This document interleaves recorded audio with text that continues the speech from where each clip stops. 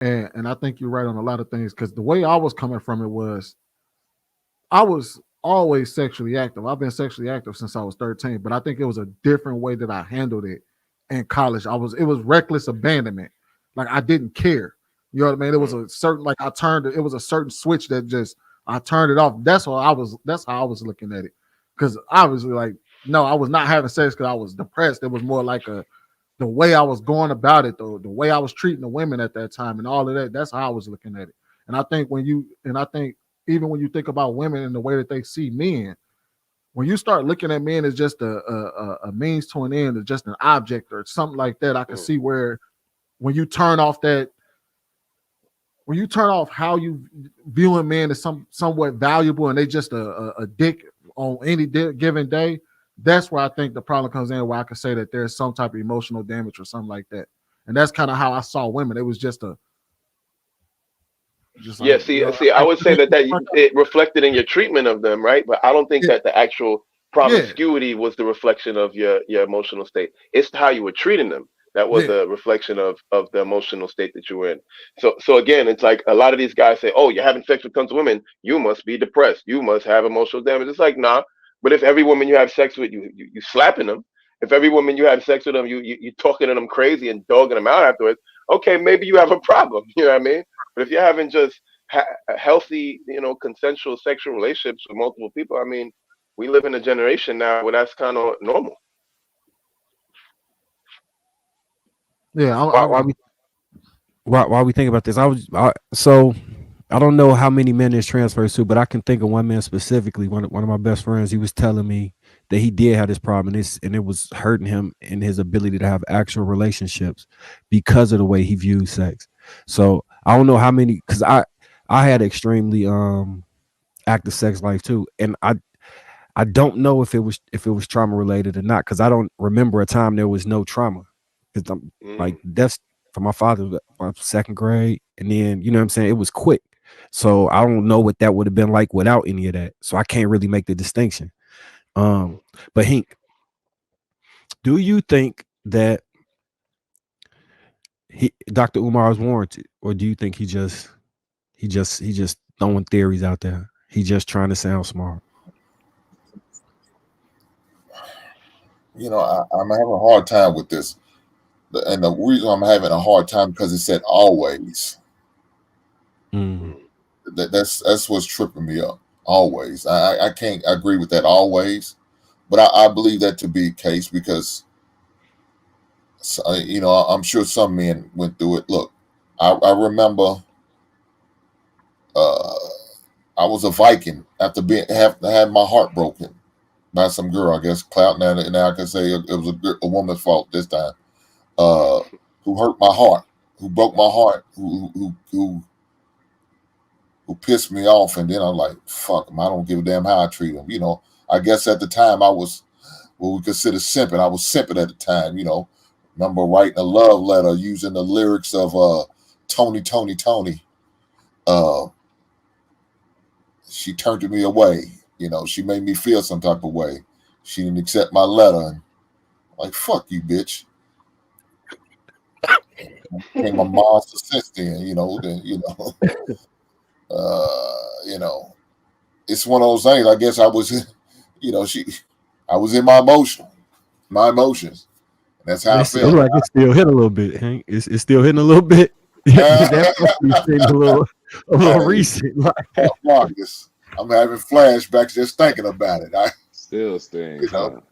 it's hard to listen to that anniversary song now because it gives me flashbacks. That's Trauma, the one. trauma. That was That my song is reference. traumatizing. Yeah, yeah, yeah. But I believe a lot of women go through that too as well, man. I believe a lot of women, you know, deal with that shit and have a hard time with that, and they kind of go off the deep end to the point where they use the feminist movement as an excuse to hate men, but they just hate men because my man hurt their heart. They broke their heart. I left them high and dry, or saying got them knocked up and didn't want to have nothing to do with them, and now they bitter about their baby daddy. So just my experience. no, I appreciate that. Definitely appreciate. I just want to say y'all so open and like and giving raw emotion and raw stories. I really appreciate this. I'm sure the audience do as well, because y'all all got valid experiences, and they just differ at such a range. So Trev, did a girl not want to accept your love letter and made you crash out and say fuck these hoes? Go to hell, Marcus. Go to hell. Bro, that's a sign I can't listen. Yeah, I kind of No, went over this a little bit ago, but did you want to hear about that or no? No. Oh, okay. I was okay. I was joking. I'm messing with you. No, go ahead and give us the story, bro. Go ahead and give us the story. Go ahead. I think I told that story already. Yeah, but Travis, yeah, it's a safe place, baby. It's a safe place, brother. No, I mean, I've certainly had that happen to me. I would say when I was like 15 or so, got my heart broken back to back, and then that just activated savage mode. So, I think Dr. Umar really means well. I also think he believes what he says. Now, do I agree with what he says? Absolutely not. When it comes to men, for one, because with men, like, it's never a bad time for McLovin. I don't care what you say. Like, it could be a bad day. I'm good. Let's go. It could be a great day. I'm good. Let's go. There's never a wrong time, right? I could be sleeping, rudely awakened, and it's still never a bad time. So it's very difficult to ever apply that to men, right? Because we always on go. So even if there is any effect, it doesn't matter, because that's what we're going to do anyway. Now, as far as women is concerned, right? Yeah, different story.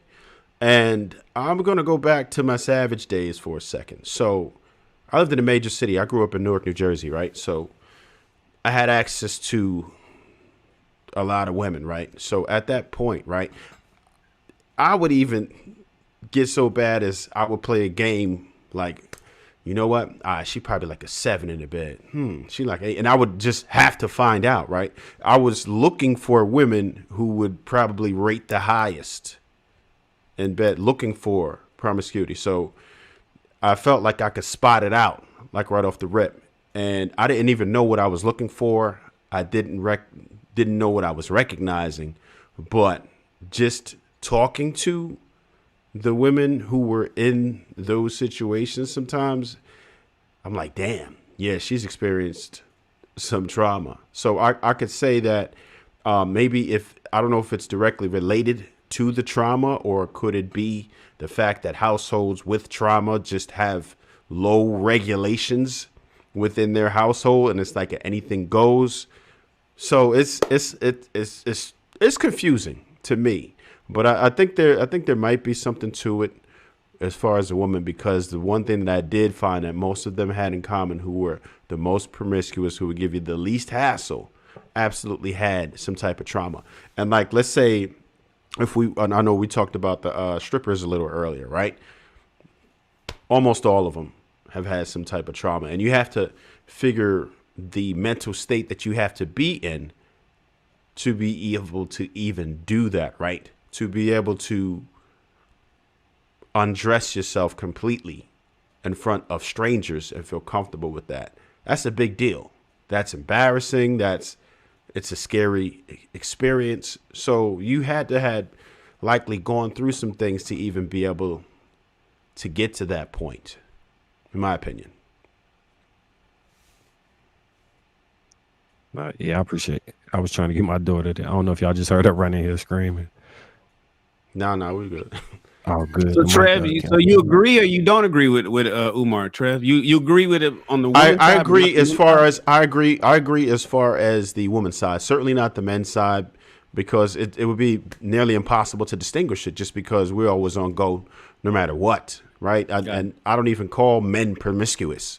I call men at that point. All right, cool.